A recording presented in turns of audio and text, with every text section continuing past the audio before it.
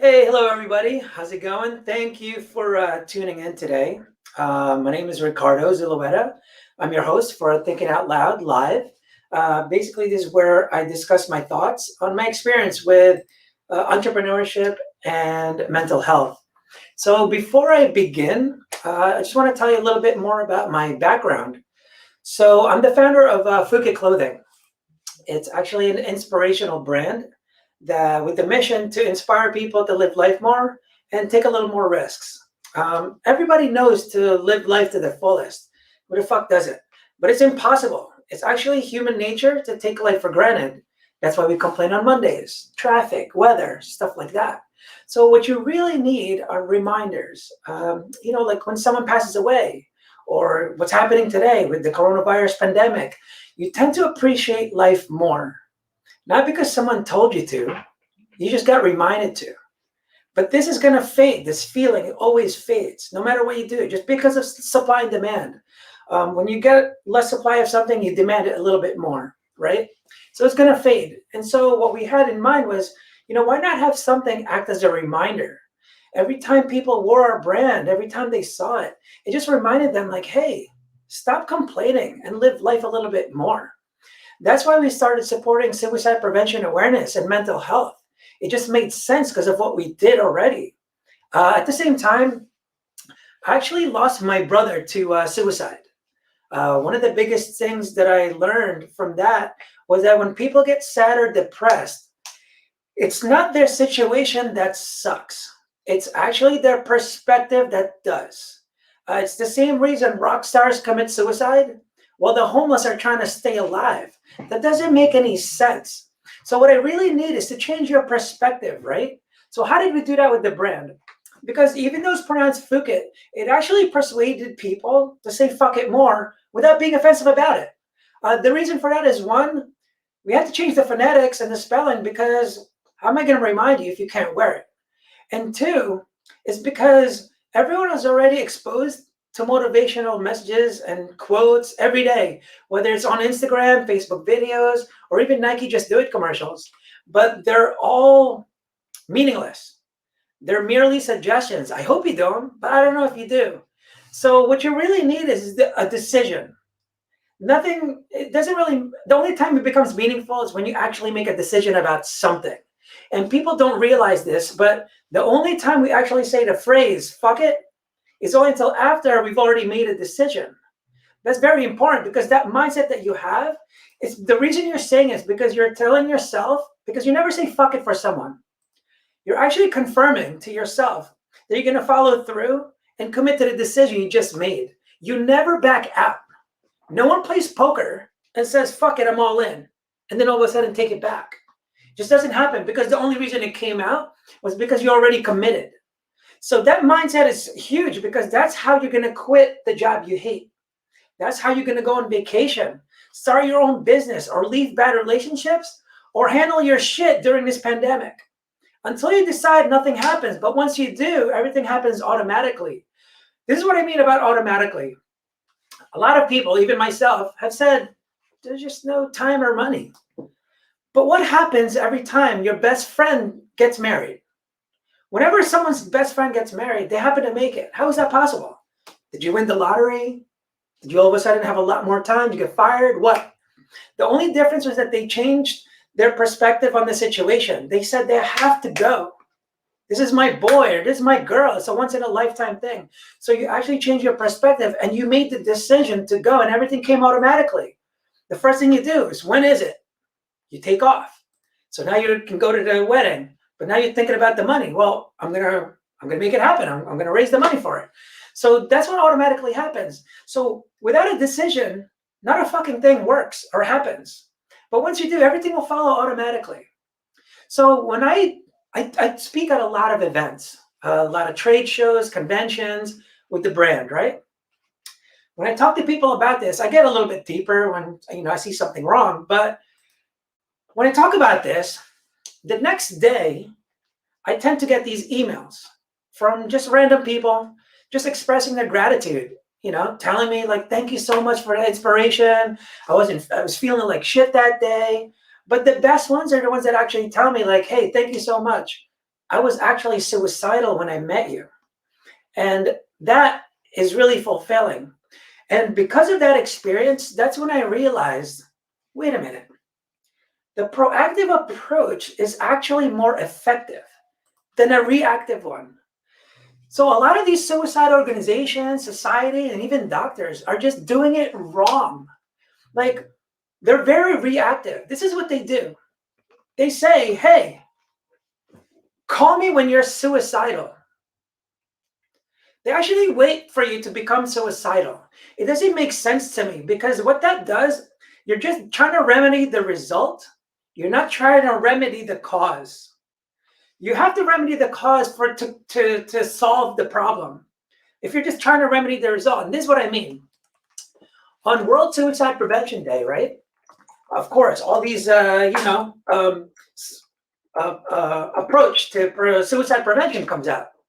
And these doctors, organizations are telling people, like, we really need to teach people how to, find the symptoms for, suicidal tendencies. And to me, it doesn't make any sense because you're waiting for suicidal tendencies. That's like telling every kid to eat whatever they want and then telling them, we'll wait to look for symptoms of diabetes. Does that make any sense to you? Doesn't make any sense, right? So people are always waiting. So I lost my brother to suicide, and really, it was his perspective that was off. It wasn't that bad.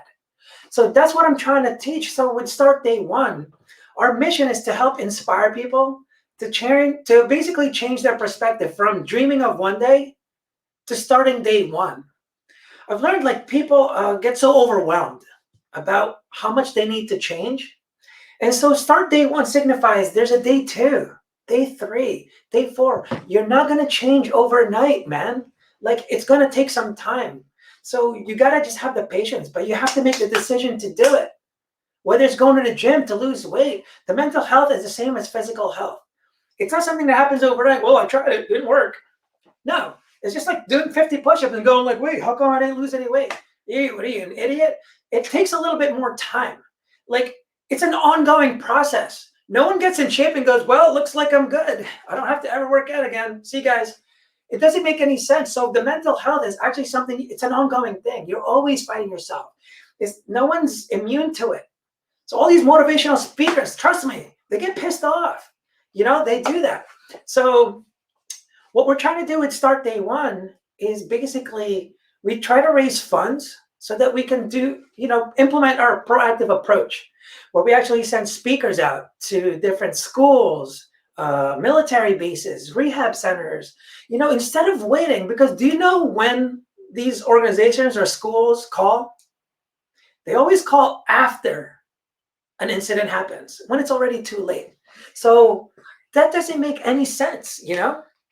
So that's what we're trying to do with the Start Day One. This is what this organization is doing. And that's why we're producing this content, because we're trying to make inspirational content that we can produce out there so we can reach more people. And you probably saw, I don't know if anyone saw, our theme color is actually teal. Teal basically acts as that reminder of what you need to help prevent suicide. We made an acronym for it to help you remember. So T stands for time, E for effort, A for attention, and then L for love. When you give people some teal, that's what's going to help. And so this is really important right now during this time with the pandemic. So the biggest thing I'm worried about is loneliness. Because with the quarantine, loneliness is already a bad problem. It's already a bad problem. It's actually, people don't notice, but loneliness is actually more dangerous, and it's a huge cause of public health problems that can actually kill you. It's people that are lonely actually have higher rates of high blood pressure, anxiety, depression, suicidal tendencies, even cancer. So everything physiologically actually gets affected just by your being lonely. My problem with that also, It's because the adolescents, the young adults, are actually most affected, and also the elderly. It makes sense why they get lonely, right? But the young people are actually getting lonely also. But my problem with that is suicide is already the second leading cause of death for young adults. So with this pandemic going on, that's going to get amplified. So we need to do something about it. We need to provide more teal.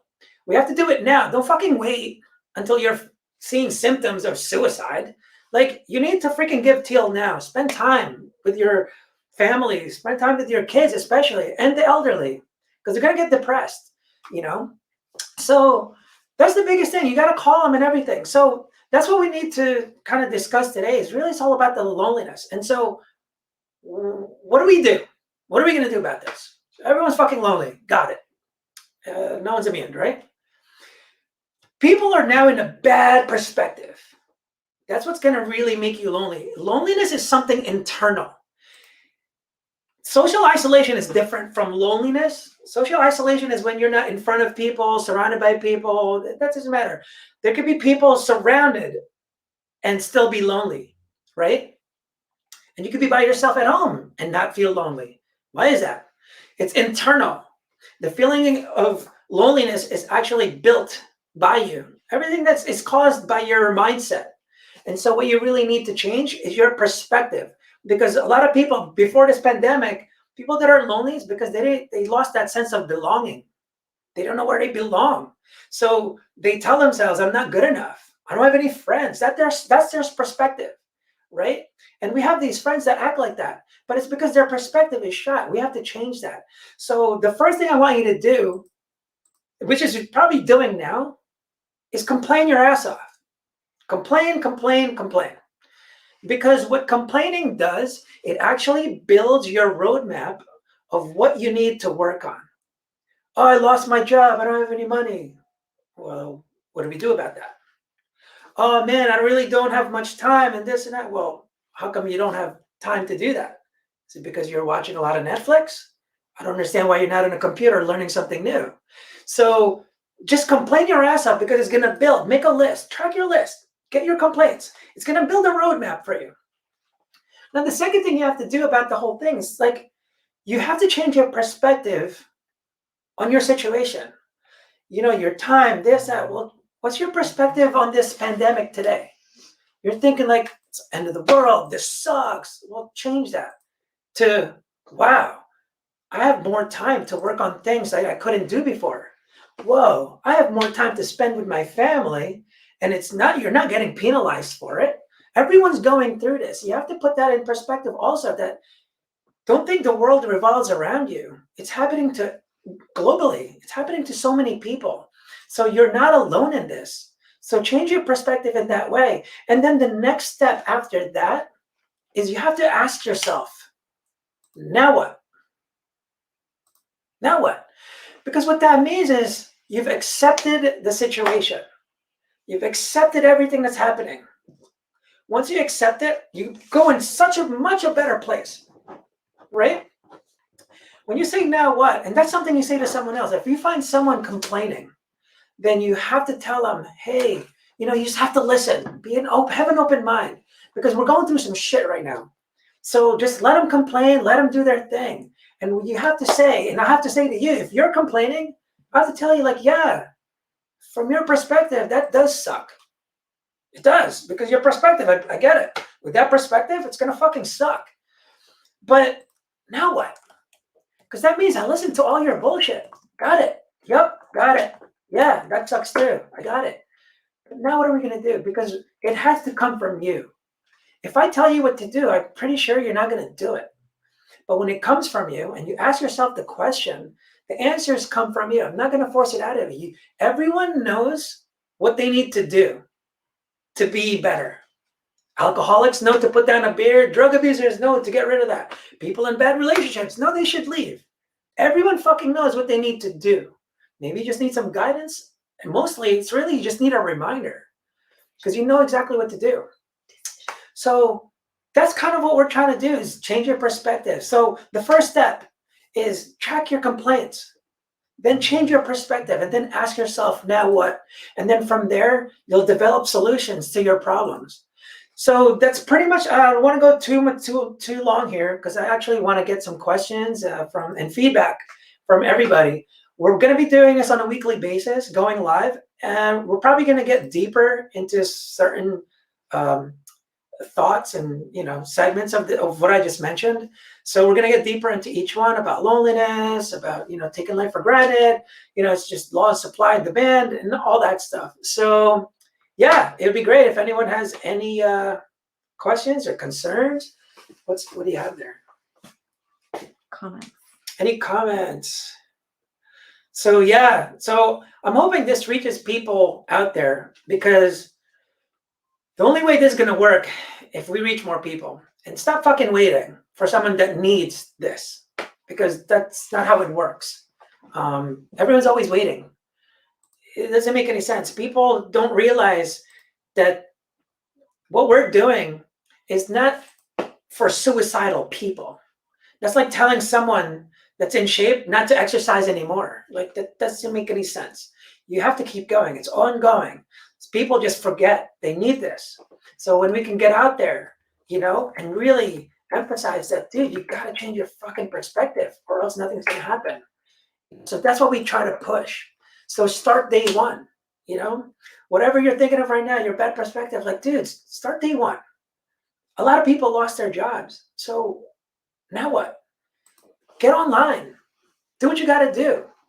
Do what you have to do. You got to accept the situation. And once you accept the situation, I'm telling you, you got to just change your perspective. That's where it all falls to. And then, you got to provide teals for other people. If you don't have any problems, great, good for you. But guess what? This just started. We're only a month in, man. How are you going to feel when your mortgage is actually late? How many people do you think is going to get affected? How many kids do you think is going to get affected? As a kid? Oh my God, being stuck home? That's fucking lunacy. That would suck. So there's going to be a lot of mental issues that's going to come out. People don't know this either, but loneliness, I mentioned before, really affects you really bad. There's this study, it was a while ago, that for every percent unemployment went up, 36,000 people actually died. They did a study. They actually associated this. And this other person kind of went back on that study and said, well, the population was a little less back then. So for every percent that unemployment rises today, it would be around 58,000 people. It's a lot of people. That's probably going to kill more from the coronavirus thing. And because 58,000 is just rising 1%. Unemployment's going up 30%. So that's a lot of people that we have to worry about. What's this? Not sure how to change perspective. Can you get a little more specific? I see Trinky Russo. Yeah, I'm not sure. For me to help you, I need more information. What's your perspective now? Like, what are you going through now? What's the perspective? Because unless you know what that is, I don't know how I'm going to help you, and I don't know how you're going to help yourself. You pretty much, if it's negative, it's bad. That's just automatic. It's pretty simple. But hey, Kara. Yeah. So, definitely. So that's our plan with Start Day One. We're hoping we actually get to more high schools and military bases. Like I said, these schools, the only time they actually contact speakers or doctors or whatever is only until after an incident happens, which doesn't make any fucking sense because they always wait. Like I said, it's like telling everyone, like, hey, eat whatever you want. We'll just look for symptoms of diabetes. Like, it doesn't even make any sense why people do that. And another thing I've learned is that, we're always trying to remedy the result, not the cause. This is what I mean. From my experience, when I explained the brand to these people, right? I had this one kid just standing there, And he actually approached me and said, "Hey, I love everything you're talking about, the brand and everything, that it starts with a decision, but it's not that easy." Kind of like what this guy is saying, or whoever that was that said, I'm not sure how to change perspective.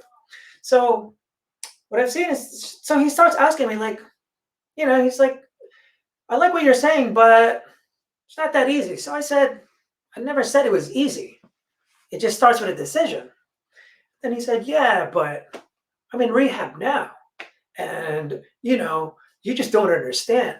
That's a self defense mechanism question that they always say because they feel that when you don't understand, you can't help them. But in any case, what I told them is, I don't need to understand at all because I'm the happy one. I don't need to learn how to be depressed to be you. It's always starts with a decision, no matter what. And then he comes back. "Yeah, but," so I was over it and I said, "Hey, listen, stop saying fucking but. It starts with a decision. Why can't you do that?" So I backed up. And guess what? This guy, he just stood there. And I'm going, what the fuck is this guy doing? I see him going through his database of excuses. And it didn't make sense to me. And I'm like, I'm not asking you to fucking run a marathon. I'm not even telling you to read a book.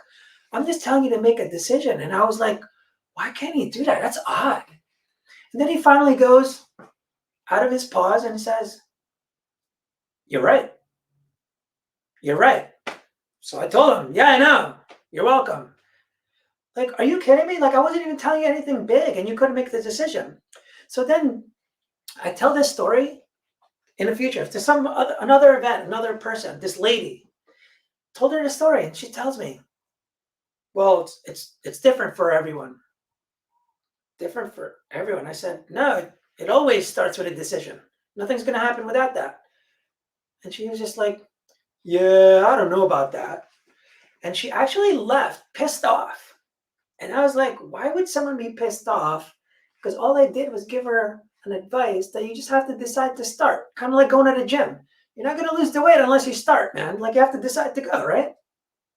Why would she be pissed? And that is when I realized this huge, huge. I realized that people that with a bad perspective and they're in a bad place, they actually love excuses and they hate accountability. The lady and that person, the reason they were so hesitant in agreeing with what I said was because they know that once they say you're right, they can no longer use any excuses. They need those excuses when times are bad, when they feel like shit. Without that excuse, oh man, I can't blame it on freaking coronavirus. Damn it. Like, fuck. You're accountable for your own happiness. No one else is. It's your responsibility. And I realized that when this lady was pissed off, it's because she didn't want to. But that's what happens all the time. That's why people in rehab fucking forever. Because they never even decided to get better. They're just going. So they're just there. So wasting time. They're going like, well, it didn't work. Of course it didn't fucking work. You didn't even decide to get better. You just went. But that's not going to help. So the same thing now with this pandemic. It's like, dude, you're not going to get that other job. You're not going to change your career. Like, unless you start. Like, I don't know what you're waiting for because you obviously have the time.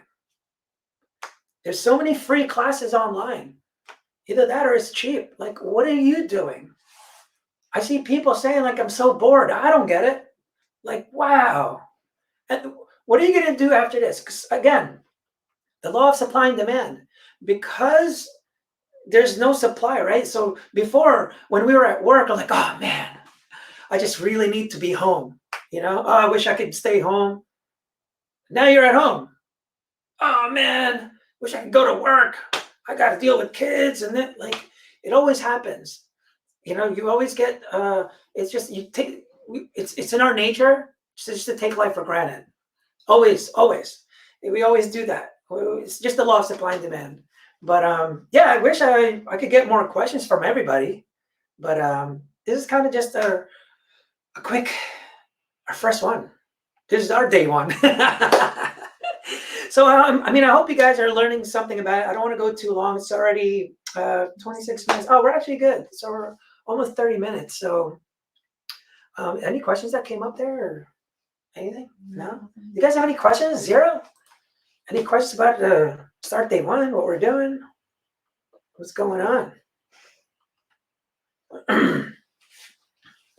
Good for you, Stainer. Like your moves. Yeah, I mean, Yeah, Kara. perspective. Yeah, the other one. What is? Well, I was a little bit nervous, Jay. You know, I didn't know what I was doing. Just kind of came out. Just kind of comes out. So, good question, Jay. And happy birthday! You. Cheers. Well, it's not a drink, but. Ah. Yep. Thanks, Joe. A natural. My voice is like gone, so it's kind of difficult to talk, you know. What's that saying? What are you doing to improvise, adapt your business? For the clothing, really, it's I just have to focus more on the online content and providing more value doing this. My thing is, I never really saw myself as a motivational speaker. Everyone kind of always just suggested it, and I'm just like, nah, I'm good. Like, I'm just saving lives, so I don't know. I never really thought of it as such a like. Actually, it's my wife that told me. He's like, I get these emails. I'm like, oh no way, check this out. It's cool. Like we saved another one, and I guess I don't know. I guess I got used to it. And but she said like, she's all teary eyed. She's like, you don't understand. Like a lot of people don't get messages like that. You're saving lives, dude. So I'm like, oh, yeah, I guess that's cool. Like, awesome. So I'm just getting started with this idea, of just getting out there because obviously the kids need it. Young adults, like I said, suicide is the second leading cause of death. Like, it's insane. And now with loneliness, it's more towards adolescents and the elderly, like I mentioned. So I think that's why, the suicide is really going up. But mostly the problem is this society itself. Um, as a society and these organizations, we're always trying to remedy the goddamn result. Doesn't make any sense. And what happened is this: we've actually come to the part where we're actually using the result as the cause. This is what I mean. How many people do you know that walk around going like, oh man, my anxiety's up today? Or man, my depression's really bad today. What the fuck are you talking about? Depression is just the result, just like happiness. No one walks around going like, oh, dude, I've been dealing with happiness since like 2012. What, you never get sad after that? Doesn't make any sense. So that's what we're kind of trying to do, man. We're trying to tell people like, dude, the cause is something else that makes you depressed. That's why you're in depression. Something is causing you to be anxious. That's why you have anxiety. It doesn't go reverse. You don't catch, oh, shit, I just got depression. Well, I guess I'm going to be depressed for 2 weeks. Like, oh, that sucks. That's not how it works. Your perspective on life sucks balls, and then you kind of think of the worst things, and then all of a sudden you get depressed. That's why you have depression. That's why it's incurable, because you're trying to get rid of an emotion. Doesn't it make sense? That's like anger. You can't get rid of anger. So if I bitch slap you, you won't get mad. It doesn't make any sense. So we have to remedy the cause, not the result. How can one change to positive perspective after loss if loved one or close friend? So again, it just goes back to the perspective, right? When you have a loved one, here's the thing that I've learned from that. When you lose someone, you go through grief, right? So everyone knows DABDA. It's the stages of grief. It starts with denial, anger, bargaining, depression, then acceptance. Acceptance is always the last thing, right? And everything else is negative. Denial, depression, that's all negative. But did you notice here, depression? That's at the very end, right? Depression is always the fucking hardest. So when people tell me, I have depression, I tell them like, good, you're almost there. Marathon runners don't love the end. When people go to college, the final exams is not the easiest. It's always. So when it comes to a loss, dude, Anthony, this is what I suggest. So, what I've learned from loss is that the reason you feel that really like, sadness is because you had such a bond with that one person. People die every fucking day, but we don't cry about it. Why? We only cry about the ones we had some kind of bond with, right? When there's some kind of bond, like even rock stars, when you bond with their music, that's when you kind of get depressed about it, right? Because you listen to their songs, they were part of your life. So what happens with a person, with a best friend or whatever, when someone you lose disappears, all of a sudden your bond just gone. And what happens is you feel like you lost a sense of yourself, right? That's what it feels like because that guy, that person, was the only fucking proof that all my memories with that person happened. Like that was it. That was so now it feels like, oh, I lost it. It's kind of like, when something happens and all of a sudden it's not real until you tell someone. It just doesn't feel right when you don't share it. That's why people that are rich and wealthy that don't have real friends, it's hard for them. It's difficult because they're not bonding with anyone, and it makes it harder that way. So right now, this is the best time to create this bonding relationship during the pandemic. Like, this is the time, and the better you are, that's how you get rid of loneliness, and then that's how you change your perspective because we're always battling all these stress. And you need people for that. We're like a social being. We actually need people. So yeah, so for you to when you lose a loved one, the perspective is, dude, you lost a person, but you just have to understand that it happens, right? You try not to look for a reason why. It's now what? It's good to remember you're supposed to be sad.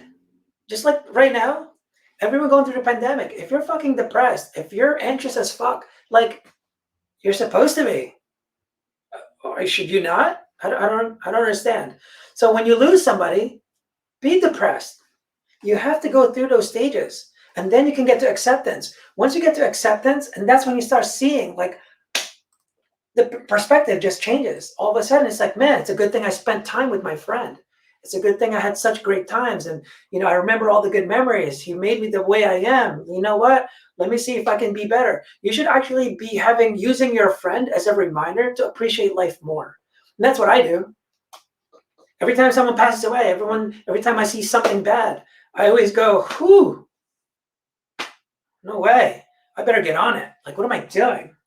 So that's how I see it. I see it more as a gift.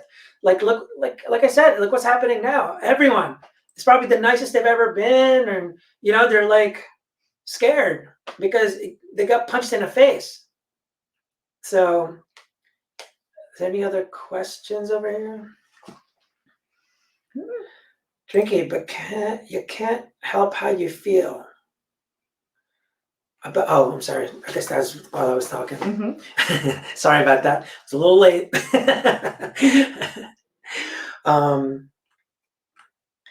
Enjoy the journey, the ups and downs. Yep, exactly. Yeah. So if there's any other questions, someone going through anything or something tough, I don't know. This is kind of just our first run. I just want to get more ideas and more feedback, of what people are doing. Yeah, exactly. Yeah. You got to take advantage of this time. And that's the perspective, right? Don't look at the negative aspects. The perspective right now is like, all right, you have the time. This is something you didn't have before. So what are you doing? Now what? What are you doing now about it? So go to town, read books, take care of your kids, hang out, bond, go outside, And it's funny, people always complain about kids being on their computers and stuff. Now they're itching to go outside. So you take something away, all of a sudden they want it. So, yeah, any other questions? I don't really want to keep this going just for the sake of going. Well, anyway, I hope everyone learned a little something today. That's just my way of kind of trying to help people out. I wish more people would hear this because I know it's important.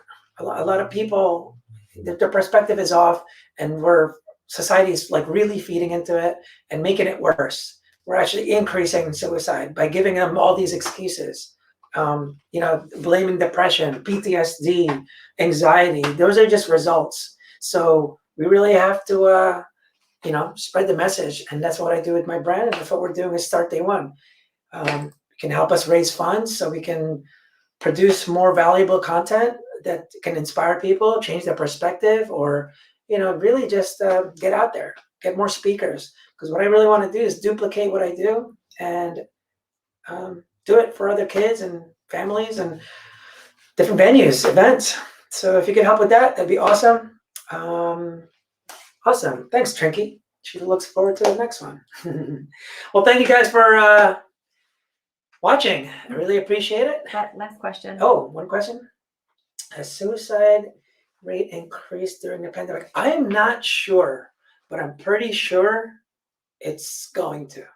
Because if that study is right about the suicide rates going up as unemployment goes up, I mean, it's a little different though with the pandemic, because everyone got laid off. So they don't feel that sense of like, it's only me. So I'm not sure, but most likely it will. We're only at the beginning of it. And then, people are getting like the stimulus package and all that stuff. So they're not really feeling it. But as days goes on, you start losing houses, cars. Once you start losing things, I think it's going to get bad. And it's not going to fix. It's not going to get fixed right away. So it's scary. But the more fear is for the kids. They're the ones that get affected. So they're growing up with this. And they tend to be more lonely than anyone else. So now with the isolation, with the, quarantine, they're going to get even lonelier. I mean, let's hope it doesn't become actually right now, it's probably become the leading cause of death, because the number one is usually accidents. So that's not really happening as much right now. So hopefully not. Oh, there was a suicide by Young. Jeez, that sucks. Thank you, Laura. I really appreciate the comment. That's awesome. Really sweet. Awesome. So I guess I should end, because I'm just going to keep on going. So, well, thank you, Abby. We are changing lives. So again, thank you for watching. I hope you come back next week. Hope you share our content, share our live video for next week. I'm not sure what we're going to talk about next week, but I'll figure it out. And there's so much to talk about. There's so many aspects. And then I just hope people ask more questions. And I hope I really help people. I know sometimes it's tough to ask the right questions. You don't really know what to ask. But I just hope that something resonates and something just really helps you change your perspective and really make the decision to start now, And I guess that is it. Thank you, everybody. Till next time.